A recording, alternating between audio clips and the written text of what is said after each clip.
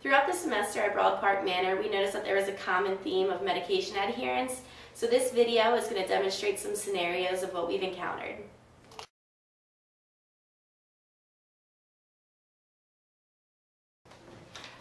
Hi, Miss Ellis. How are you? I'm doing fine. How are you? I'm good. My name is Tracy. I'm a York College nursing student, and I will be taking care of you today. All right. Okay. Sounds good. Is it okay if I call you Miss Ellis, or? Oh, that's fine. That's okay. fine. Yeah. All right. So I saw in your chart that you have been every now and then taking some of your medication. Yeah. I try though. How have you been doing the past week? You been taking your medication? You wanna see them? Oh. Well, it looks like you're on track right now.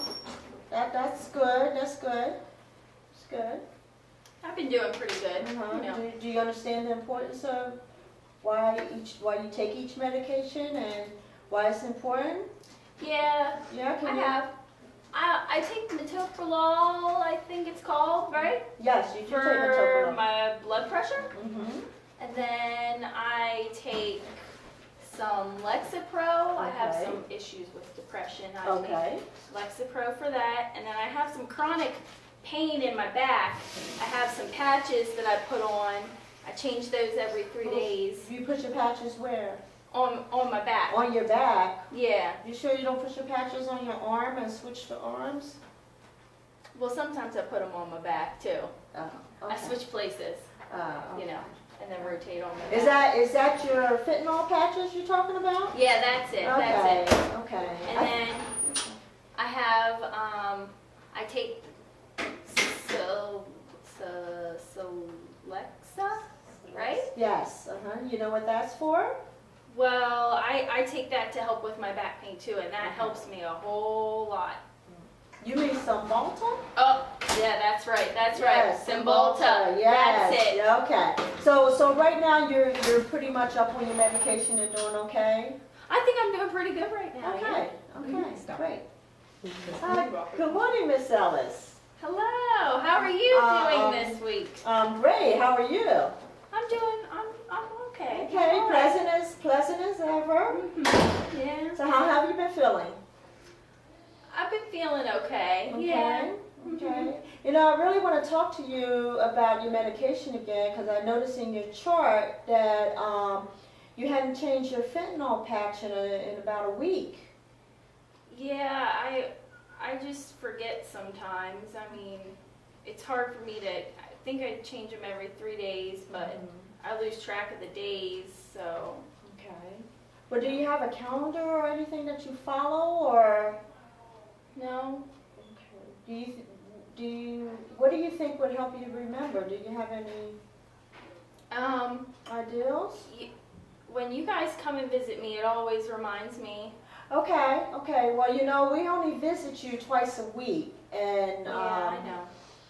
and it may be off days that the days that we visit you may not be the day that you change your fentanyl patch. So, you know, I have a good idea. Maybe if I can pull it all together next week, I'll bring you a calendar, and that will help you remember that. I think that would You help. think that'll help? Okay, we'll work on that. Good morning, Mrs. Ellis. How are you this morning? I'm great. How are you? Looking good. I love that smile. I try. I'm very Okay. happy when you girls come and visit me. It's our pleasure. We're glad to come and visit you as well. Your medication, we talked about helping you remember that fentanyl patch, changing your fentanyl patch. I remember that, yeah. Okay, now I did see in your chart that you did do a little bit better last week. I tried. That's good, you're trying, but you know, I did make a calendar for you. And we're going to help you remember every 3 days to change your fentanyl patch, okay? Oh, okay. Beautiful colors, you know. I think that'll work great. Yeah. I'll hang it up. Okay, well, and actually we're going to hang it where you can see it. Okay? So we'll put it right in front of this dresser right here where you can see it, okay? Okay. All right, and you think that'll help? I think Okay, it'll help now me. what about the rest of your medication? Are you taking your medication like you're supposed to? Miss Ellis? Sometimes. Sometimes, okay. once again, do you understand the importance of taking your medication? I do. I mean, I know it's important for me. Sometimes I just, it's a lot. Okay. All right. Well, every time I come visit you, there's several reasons why you don't take your medication, and we're going to work on that. Okay? We're going to find out exactly why you don't take what's going on with that. Okay? Okay. All right. Good morning, Mrs. Ellis. How are you? I'm fine. How are you? Good. Good. A little sad because this is probably going to be, our last week I comment. know. But- I really like you girls coming here. But once again, we really, really have to get to the bottom of this medication, because you're not taking your medication. Could I see your pill box? Sure. Okay. Well, see, I see you missed like 3 days already. You didn't take Monday, Tuesday, and Wednesday, and you haven't even taken Thursday morning's medication. I know. You know. I just woke up, and the other days I forget. I don't. Okay, I just forget. Okay, well, Miss Ellis, we're going to tackle this in a different way, okay? Each time you told me that you understand the importance of taking your medication, and I truly believe that you do understand. I do. What I'd like to know is, how do you really feel about taking your medication? Tell you the truth, I feel like I take a lot of medication. I take about, 8 pills in the morning, and maybe about 5 in the evening. Okay. I just feel like that's a lot of medication to be taking in one day and at one time. I feel like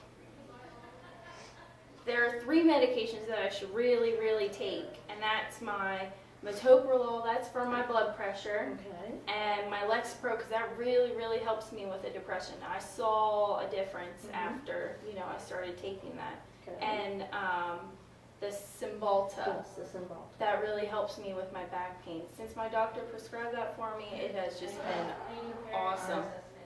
So, I feel like if I take those 3 medications, that's really all that I should be taking.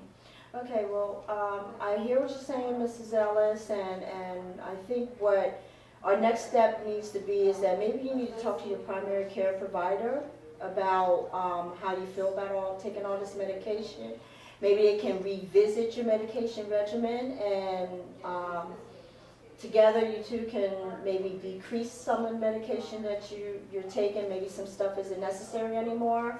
It's real important that you explain to your doctor the symptoms and what's going on with you, because that way they're able to determine whether this medication is exactly needed. So communication with your primary care provider is important. So why don't we try talking to your primary care provider first and see where we can go from there. That sounds good. Okay.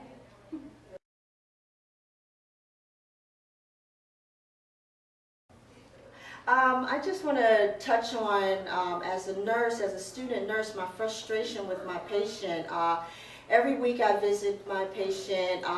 She either didn't take her medication, or she would miss a day, or take her morning medication, and it became very frustrating trying to figure out why she wasn't being at medication adherence. And it wasn't until my last week that I realized that my frustration was becoming not from the patient not taking her medication, but the fact that I wasn't getting to the point as to why she's not taking her medication. So my last week with her, I finally decided to ask the patient exactly how she feels about taking her medication, and in doing that, I was able to get to the point as to why she really isn't taking her medication.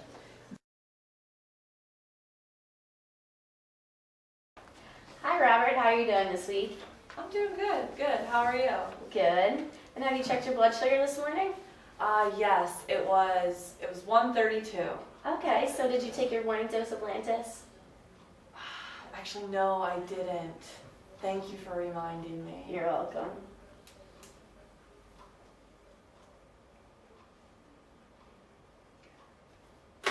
So how have you been doing with your other medicines? I know we talked about this last week. I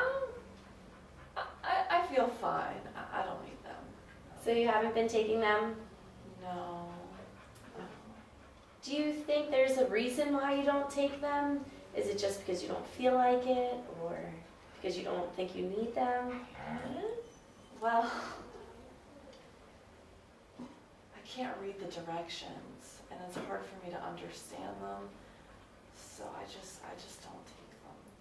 Do you think that if I gave you some literature in Spanish that had the medication, when you're supposed to take it, and the reason for taking it, do you think that would help you take them? Definitely, that would help a lot.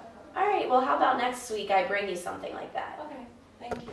Ooh, I All got right, bad so news. do you remember how last week we talked about the medication chart that I'd write in Spanish for you? Oh yeah. All right, well, this is what I came up with. It has your medicine, when you're supposed to take it and how much, and the reason for taking. Oh wow, and I can understand it. Yes. Thank you so much. You're welcome. That helps a lot. Now, do you think that since you know what it's for, you'll start taking your medicines? Definitely, I just felt uncomfortable because I was thinking, why am I taking something if I don't even know what it's doing for me? Right. And now that I understand, it just makes it a whole lot better. Thank you. You're welcome. Hi, Robert. How are you doing today? I'm doing good, thank you. Good. So how has it been going with your medications and using the chart that I gave you? Well, let me just say that chart helps a lot. Like when I had pain last week, I knew which medication to take and why. I understood why I was taking it. I just feel a lot more comfortable knowing why I'm putting this medication in my body rather than just taking it Right. without knowing why.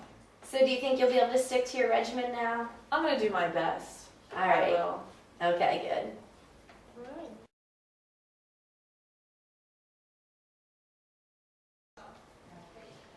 Although it was hard to tell in the video, my patient was actually a Spanish-speaking patient, so this caused me a lot of frustration throughout the semester.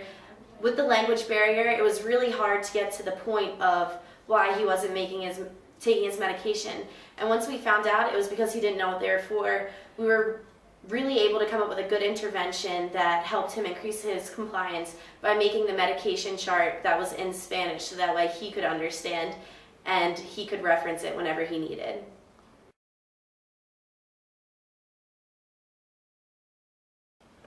During the stage of pre-contemplation, the patient is not considering smoking cessation. This would be an appropriate interaction for this stage. So, what warning signs would let you know that smoking is a problem for you? I think it would be a problem if I was unable to do things like carrying my laundry up the stairs.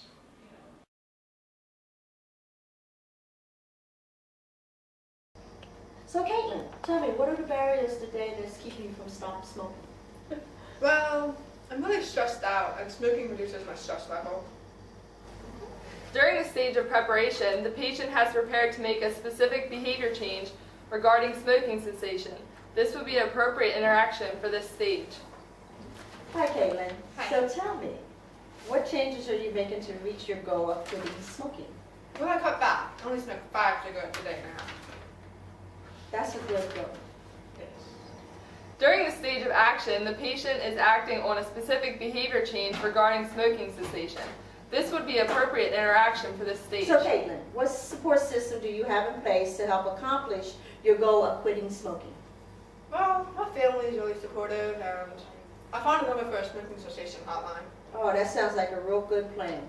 Yeah. Maintenance incorporates strategies to continue the behavior change over the rest of the patient's life.